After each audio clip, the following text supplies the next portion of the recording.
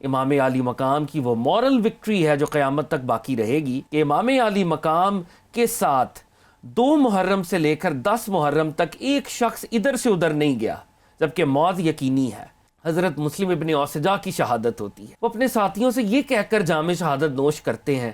کہ میرے آقا، میرے امام کا خیال رکھنا۔ تو عمر ابن سعد وہ پہلا تیر چلاتا ہے اور لوگوں کو یہ کہتا ہے کہ لوگوں دیکھ لو، آج پھر جنگ کا آغاز ہے اور پہلا تیر میں فائر کر رہا ہوں۔ استغفر اللہ۔ تو وہ پہلا تیر فائر کیا جاتا ہے اور یہ عام جنگ ہوتی ہے۔ اب جب یوم عاشور کا آغاز ہوا ہے تو امام علی مقام کے جو ساتھی ہیں ان کا مین آبجیکٹو ہے کہ آل رسول کو ہم نے پروٹیکٹ کرنا ہے، اور جیسے کل کے پروگرام میں ہم نے ڈسکشن کی، امام علی مقام نے بھی اس بات کا اہتمام کیا کہ اپنی لیفٹ فلانک، رائٹ فلانک، میمنہ اور میسرہ اس کو بنایا۔ حضرت غازی عباس کو آپ نے فلیگ دیا، اور جیسے کل کے پروگرام میں عرض کی تھی کہ عباس حضرت علی المرتضیٰ کے فرزند ہیں تو یہ بھی فلیگ بیرر ہیں، مولا مرتضیٰ بھی فلیگ بیرر ہوا کرتے تھے۔ امام حسین سرکار دو عالم کی نمائندگی کر رہے ہیں، نواسہ رسول، اور حضرت عباس مولا مرتضیٰ کی نمائندگی کر رہے ہیں، اور آپ کے جو رفقا ہیں، آپ کے جو کمپینینز ہیں، وہ صحابہ کرام کی نمائندگی کر رہے ہیں۔ بے شک یہ ایسا ہی مارکہ ہے جیسے بدر میں اپنے درجے پر صحابہ کرام پروفٹ صلی اللہ علیہ وآلہ وسلم کی حفاظت کرتے تھے، تو اب آل رسول کے جو کمپینینز ہیں وہ نواسہ رسول کی علیہ الصلوۃ والسلام ان کو پروٹیکٹ کرنے کی کوشش کر رہے ہیں۔ تو اب یہ جو مارکے کا آغاز ہے تو تمام رفقا نے، اور جیسے کل بھی ہم نے ڈسکس کیا کہ جناب حر جو ہیں ان کا آنا امام علی مقام کی وہ مورل وکٹری ہے جو قیامت تک باقی رہے گی کہ امام علی مقام کے ساتھ 2 محرم سے لے کر 10 محرم تک ایک شخص ادھر سے ادھر نہیں گیا، جبکہ موت یقینی ہے۔ لیکن یزیدی آرمی کے لوگ یزید کو چھوڑ کر، زندگی کو چھوڑ کر شہادت کے لیے آئے ہیں، اور جناب حر ان کا استعارہ ہے۔ اب یہ ہستیاں قربانیاں پیش کر رہی ہیں، بے شک، اور کمپینینز آف امام علی مقام ایک دوسرے سے عہد لیتے ہیں، حلف لیتے ہیں کہ نواسہ رسول کو پروٹیکٹ کرنا ہے۔ ہماری زندگیوں کا آبجیکٹو نواسہ رسالت مآب کی پروٹیکشن ہے۔ حضرت مسلم ابن اوسجا کی شہادت ہوتی ہے، وہ اپنے ساتھیوں سے یہ کہہ کر جام شہادت نوش کرتے ہیں کہ میرے آقا، میرے امام کا خیال رکھنا،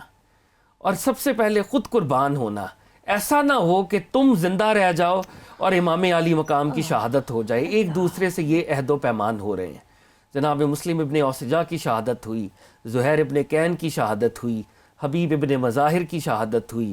حر ابن یزید ریاحی کی شہادت ہوئی، حضرت جون کی شہادت ہوئی، اور شہادتوں کا یہ طویل سلسلہ ہے جو یہ قربانیاں پیش کر رہے ہیں۔ وقت ظہر جو ہے امام علی مقام نے صلاۃ الخوف جو ہے، جو بیٹل فرنٹ کے اندر ادا کی جاتی ہے، آپ نے وہ ادا کی، اور آپ کے جو کمپینینز ہیں وہ آپ کو اس حالت میں گارڈ کر رہے تھے کہ اپنے سینوں پر تیروں کو روک رہے تھے، اور امام علی مقام نے ظہر کی نماز جو ہے ادا کی۔ اب وہ وقت آیا کہ امام علی مقام کے سارے ساتھی جام شہادت نوش کر چکے تھے، اور اب بنو ہاشم کی باری تھی،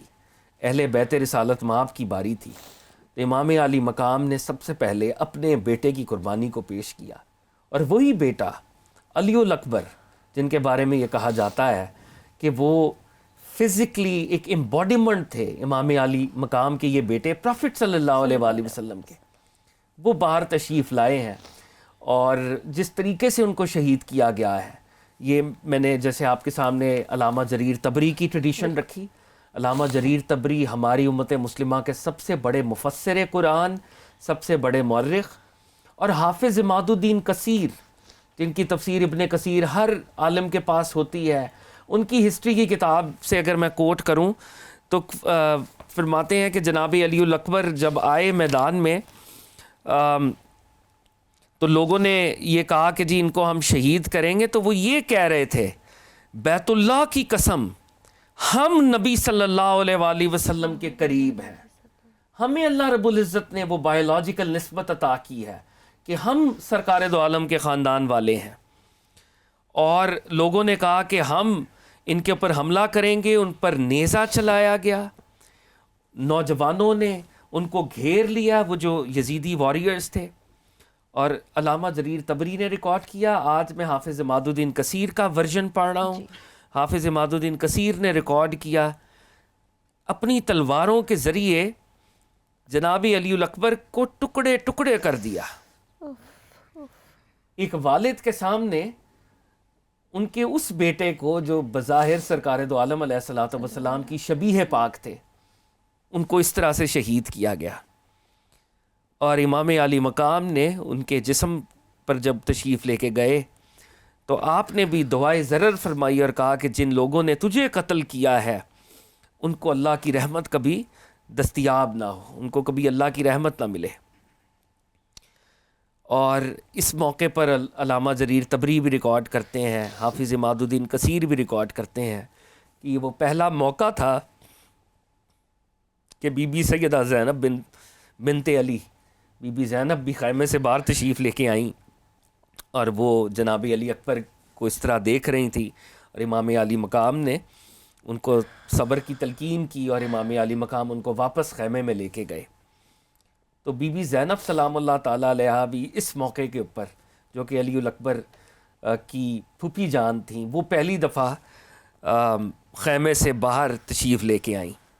اس موقع پر بی بی زینب کے 2 فرزند اون اور محمد، دے آر چلڈرن، جو بالکل کم سن ہیں، چلڈرن ہیں، بچے ہیں، وہ باہر تشریف لاتے ہیں. وہ اپنے ماموں کے لیے اور نواسہ رسالت مآب علیہ الصلوۃ والسلام کے لیے اپنی قربانی پیش کرتے ہیں اور ان کی بھی شہادت ہوتی ہے. اور ہماری ٹریڈیشنز میں مسلم ٹریڈیشن کے اندر یہ آپ احادیث کا لٹریچر اٹھائیں، آپ کو ہر جگہ یہ ٹریڈیشن ملے گی کہ امام حسن علیہ السلام چہرے سے لے کے ناف تک بالکل سرکار کی کاپی تھے. امام حسن علیہ السلام، تو امام حسن علیہ السلام کے شہزادہ قاسم جو ہیں وہ تشریف لائے ہیں. شہزادہ قاسم اتنے چھوٹے تھے کہ ان کے پیر جو تھے وہ سٹرپس کے اندر، وہ اس کے اندر آتے نہیں تھے، اور وہ بغیر سٹرپس کے، وہ جو جس کے اندر پیروں کو ڈالا جاتا ہے، وہ اس میں وہ ان کے پیر آ نہیں رہے تھے، اور کوئی ذرہ ایسی نہیں تھی کہ وہ اس کو پہن سکتے، کیونکہ باقی لوگ ٹال تھے تو ہر کسی کو وہ آرمر گارڈ پہنا کے، جیسے بیٹل فرنٹ کا ایک طریقہ ہوتا ہے، تو بھیجا جاتا تھا. تو وہ اپنے کرتے کے اندر تشریف لائے اور سواری میں تھے اور کرتا ہی پہنا ہوا تھا. اور یہ دشمن کی فوجوں نے، جو وہاں پر لوگ موجود تھے، حافظ عماد الدین کثیر کا میں ورژن خاص طور پہ پڑھ رہا ہوں، کہتے ہیں کہ ہماری طرف ایک جوان آیا، اس کا چہرہ ایسا تھا جیسے چاند کا ٹکڑا تھا، ہاتھ میں تلوار تھی، اور وہ قمیض، تہبند اور جوتے پہنے ہوا تھا جن میں ایک تسمہ ٹوٹ گیا تھا. تو وہ ان کے پاس آرمر نہیں تھا. He was too young. He was not carrying any armor. اور ایک سورڈ تھی، ایک تلوار تھی، اور وہ اپنے عام لباس کے اندر حاضر تھے، اور وہاں پہ امام علی مقام کو پروٹیکٹ کرنے کے لیے اپنی قربانی کو پیش کر رہے تھے. وہ کہتے ہیں کہ جب ان پر حملہ کیا گیا تو ان کو سراؤنڈ کیا گیا اور ان کی شہادت کے لیے ان کو زخمی کیا گیا، تو انہوں نے امام علی مقام کو پکارا، اپنے چچا کو پکارا، اور امام علی مقام لائک اے واریئر،